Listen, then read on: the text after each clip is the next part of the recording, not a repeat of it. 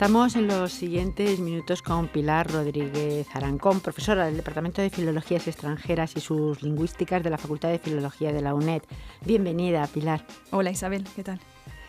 El programa de inglés de hoy, pues queremos que sea un poquito ambicioso, porque hacer un repaso de los puntos gramaticales que nos dan problemas y que son de uso común, pues eso indica que verdaderamente hay dificultades, a veces quizá en lo más común y en lo que se utiliza más. Sí, exactamente, sí, es lo normal, sí.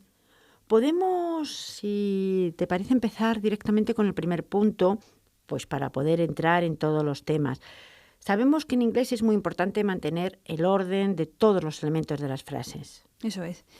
La razón es simple, la verdad. Es simplemente como no hay terminaciones en las palabras, no hay terminaciones de plural en el adjetivo, el verbo no tiene nada morfológicamente que te indique si es la primera persona la que habla o la segunda. Es muy importante que sigas el orden para saber qué función hace cada cosa en la frase. Y si no se hace así, pues da lugar a errores. Es muy común que cuando nosotros, por ejemplo, omitimos el sujeto porque nuestro verbo ya indica quién está realizando la acción, por ejemplo, cuando decimos cosas como es tarde, en inglés tienes que utilizar it. Entonces tienes que decir algo como it is late. Y no puedes omitirlo, no se puede omitir nunca. Porque no sabríamos, si solo decimos is late, no sabríamos si se refiere a he, a she o it. A cualquier cosa que sea tercera persona del singular. Otro ejemplo sería tengo hambre. También es una cosa en la que cometemos muchos errores. Y tendrías que decir I am hungry, porque la persona que está hambrienta soy yo. Y tienes que indicarlo siempre. En castellano el verbo te indica el sujeto de la frase, pero en inglés nunca se puede asumir. Y aunque parezca mentira, algo que siempre parece muy confuso en inglés, siempre nos quejamos de los verbos que son muy complicados y en realidad la gramática inglesa es bastante más fácil que la española porque los verbos se usan para componer todos los tiempos con solo 5 palabras. Quizá la dificultad sea justamente esa, ¿no? Que nuestra estructura mental y gramatical sea más complicada y nos cuesta pensar que hay algo más sencillo. ¿Y hay excepciones? Sí, lo primero que estudiamos siempre, desgraciadamente, además empezamos cada curso con lo mismo, el verbo to be y el verbo to have got, porque son excepciones a las reglas. O sea, siempre yo le explico a mis alumnos que hay como 3 bloques de verbos para que sea lo más fácil posible. Primero el verbo to be y to have got, porque preguntan y hacen negativos y cosas así de una forma peculiar. Todo el grupo del resto de verbos, que pueden ser regulares o irregulares, y después los verbos modales, que también funcionan de una forma separada. Pero en los verbos de uso común, aparte de to be, tienen solo 5 palabras. Sería el infinitivo, que se hace añadiéndole la palabra to delante, y eso después funciona como presente si le quitamos el to. La tercera persona, que se le añade una S o S dependiendo de la terminación del verbo, con lo cual no hay que estudiarlo porque es simplemente añadirle eso y se acabó. El gerundio, que se hace añadiéndole ing, con lo cual tampoco hay que estudiárselo porque se hace siempre, se forma de la misma manera. El pasado, hay que aprenderse, y el participio. Pero si queremos hacer otros tiempos verbales, por ejemplo, el futuro se hace añadiendo la palabra will delante y manteniendo el presente de indicativo, el verbo como si estuviera en presente. Y si queremos hacer el condicional con would, o sea que con esas 5 palabras ya tenemos suficiente.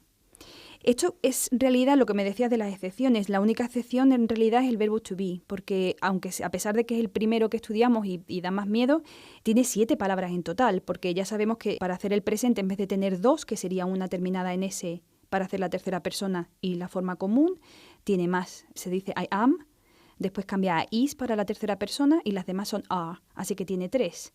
Y en el pasado pasa algo parecido, se utiliza was y were, entonces en total ya son 7. Pero la regla se aplica a todos los demás. ¿Y entonces para qué se usan expresiones como there is o there are? Lo que ocurre es que, como hemos dicho antes, todas las frases tienen que tener un sujeto. Y cuando hacemos expresiones de forma impersonal, como del tipo hay comida en la mesa o hay 2 coches en la puerta, necesitamos algo para decir ese hay, que en realidad no se refiere a yo, ni tú, ni él. ¿Y qué diferencia entonces hay entre estas 2 expresiones que en español serían solo una? Uh-huh. Bueno, pues aunque en castellano decimos hay un coche en la puerta o hay 25 chicos en mi clase, por ejemplo, en inglés se hace una diferencia entre el singular y el plural. ¿Esto tiene algo que ver entre las palabras contables e incontables? Bueno, yo diría que no es necesario pensarlo. Ya sé que eso es una cosa que nos causa muchas dificultades cuando intentamos hablar en inglés y la verdad es que en este caso para la expresión there is y there are no hace falta. Lo único que hay que pensar es si va seguido de una palabra singular o plural. Es lo único que hay que pensar. No hay que darle muchas vueltas. Por ejemplo, si digo hay leche en el frigorífico, sería una palabra incontable, pero no importa. El caso es que va en singular, ¿no? Leche, singular. Pues nada más. Se dice there is milk in the fridge. Y si digo hay un coche en la puerta, que es contable, pero sigue siendo singular, la frase quedaría también con there is. There is a car at the door. Sin embargo, si quiero decir hay 25 chicos en mi clase, el ejemplo que te dije antes, pues sería there are 25 boys in my class. Y cambiaría de is a are. Por lo tanto, no hay ni que pensar si la palabra es contable o no. No, no hace falta. En este caso en concreto, no hace falta. Es más fácil recordar si es singular o plural. Eso es, sí. Y en el pasado, para decir había, se usan ¿qué expresiones? Pues se hace lo mismo, se utiliza there y después se sigue con was o were, dependiendo de si es singular o plural. Ese es un caso que sí que se oye muchas veces en castellano de gente que dice había o habían, y ese habían no existe. Habían solo es para ellos habían hecho, por ejemplo, pero la expresión impersonal no se puede utilizar. En castellano sigue siendo había, así que decimos había un coche o había 25 coches.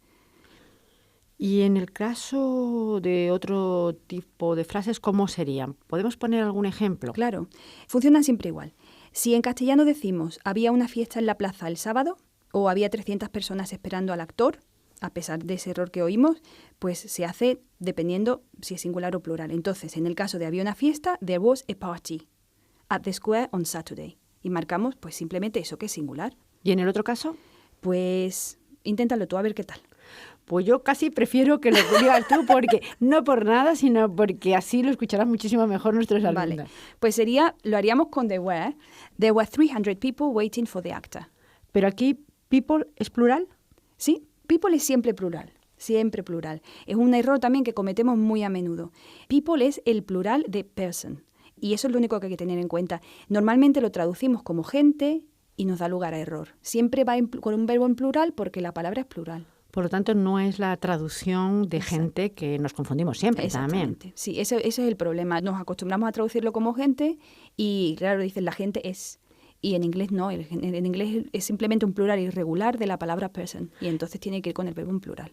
Y en cuanto al pasado simple, que es otra de las dificultades que pueden tener los alumnos. Pues, bueno, ya sabemos que con el verbo to be pues se utiliza was o were, dependiendo de si es la primera persona, la tercera o todas las demás. Y con los verbos que vemos ahora, pues que eso pueden ser regulares o irregulares, dependiendo de si es un tipo o el otro, se hace una cosa o la otra. En un verbo regular añadimos ed para formar el pasado y el participio. Y en un verbo irregular, pues tenemos que aprendernos la palabrita. Más que memorizarla, que la verdad yo no estoy muy a favor de hacer eso, porque estudiamos listas de verbos que después no nos sirven para nada, porque las olvidamos enseguida, lo más útil sería practicarlo lo más posible. Intentar hablar en inglés con otras personas o por lo menos hacer muchas actividades de forma que lo vayamos recordando. Hay que practicar, pero de alguna manera también pues hay que leerse, por lo ¿Sí? menos tener cierta idea de estas listas de verbos, pues para tenerlas ahí presentes. Sí, siempre hay algo más que aprender. Igual que nunca terminamos de aprender nuestro propio idioma, pues nunca terminamos de aprender el segundo, claro. Funciona mucho mejor, el vocabulario se asienta en la mente cuando lo utilizas, en realidad. Estamos hablando de las frases afirmativas, pero ¿qué pasa con las frases negativas y también con las interrogativas? Sí, pues como te he dicho, si el verbo es irregular, pues haríamos frases, por ejemplo, en afirmativo diciendo I went to the cinema o I saw Madagascar, I liked the film o algo así, ¿no? Todas esas frases van en pasado, se utiliza el verbo en pasado y nada más. Pero cuando queremos hacer las interrogativas tenemos que recurrir a la palabra did, que es el pasado de do, lo que utilizamos como auxiliar para ayudarnos a preguntar y hacer negaciones en frases con cualquier verbo de ese bloque de en medio que he dicho, que no es ni el verbo to be, ni to have got, ni tampoco son los modales. O sea, para todos los demás se utiliza lo mismo. La frase para hacer la interrogativa se quedaría exactamente en el mismo orden, lo único que hacemos es ponerle la palabra did al principio y utilizar una interrogación, pero solo al final de la frase. En inglés nunca se pone al principio. ¿Podemos poner algún ejemplo? Sí. Por ejemplo, did you see that film yesterday? O did he go with you? ¿Ves? Pues siempre la frase se mantiene. Si quitamos el did, la frase sería una frase normal en presente, en realidad, porque el did ya marca que es pasado, con lo cual no hay que marcarlo también en el verbo. Si decimos you see that film, pues es una frase totalmente gramatical y lo que hacemos es que le ponemos did delante y entonces ya tendría sentido con yesterday, claro.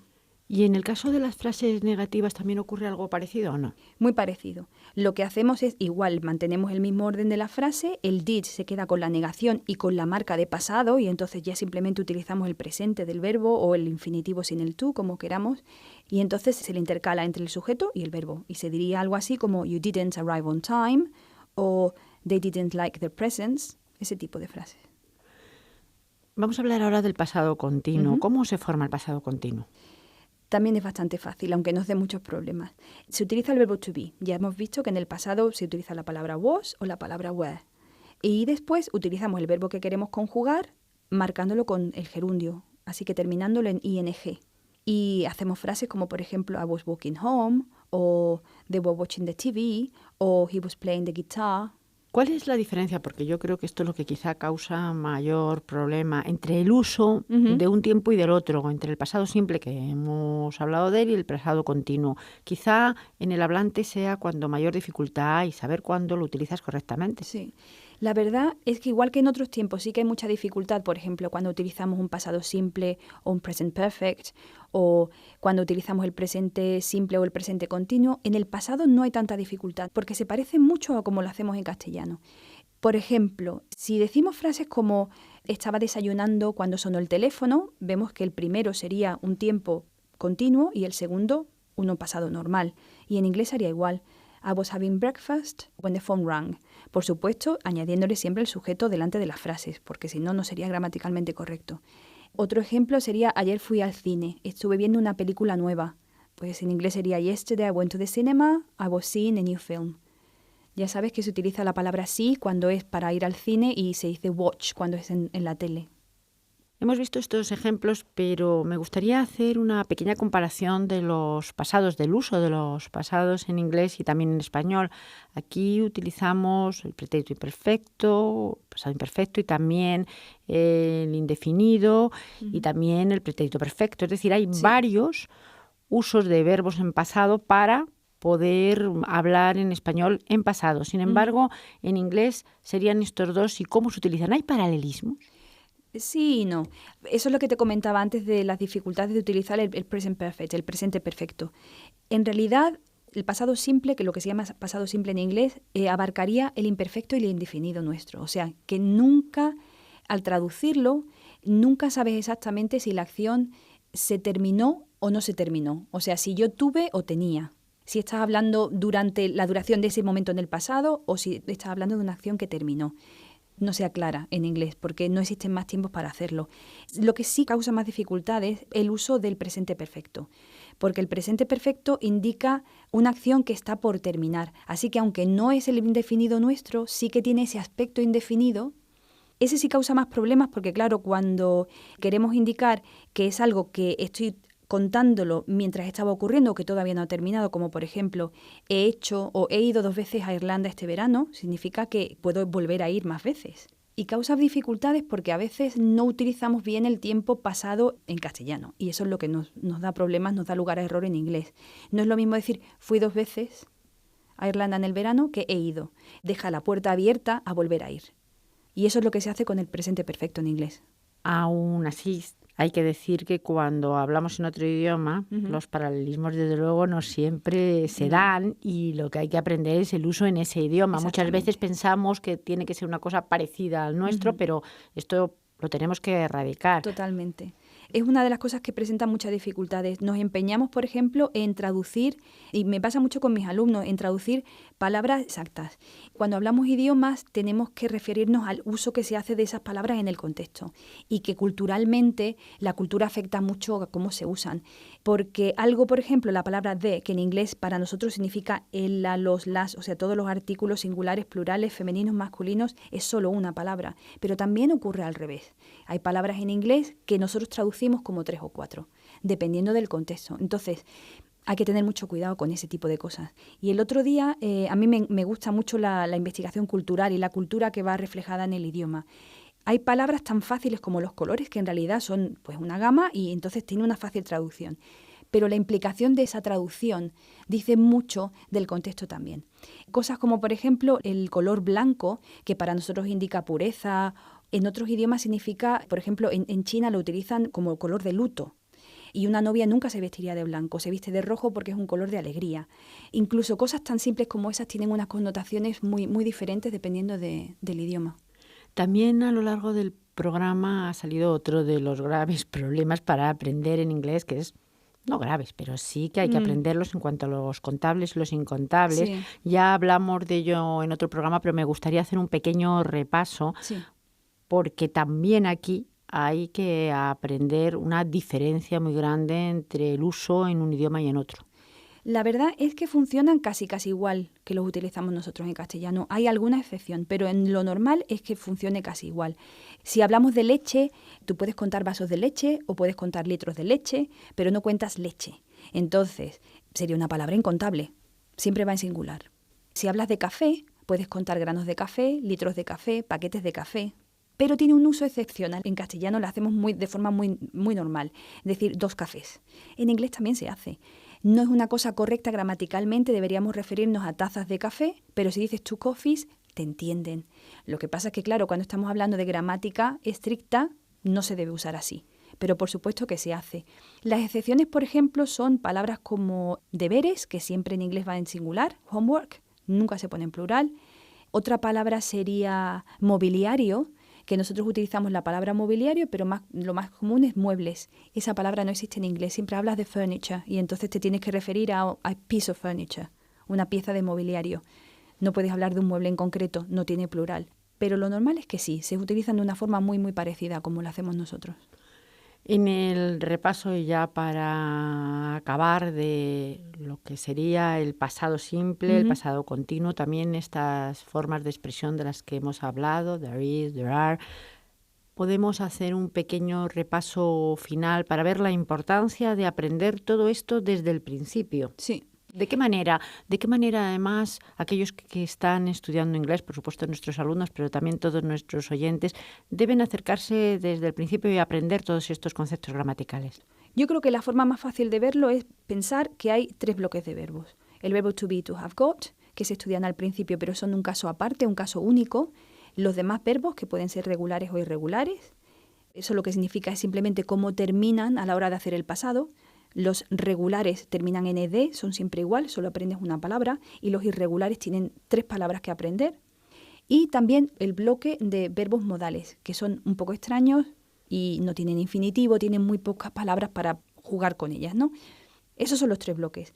El verbo to be, to have got se estudian al principio y ahora nos estamos centrando en este programa en cómo hacen el pasado los demás verbos, irregulares o irregulares.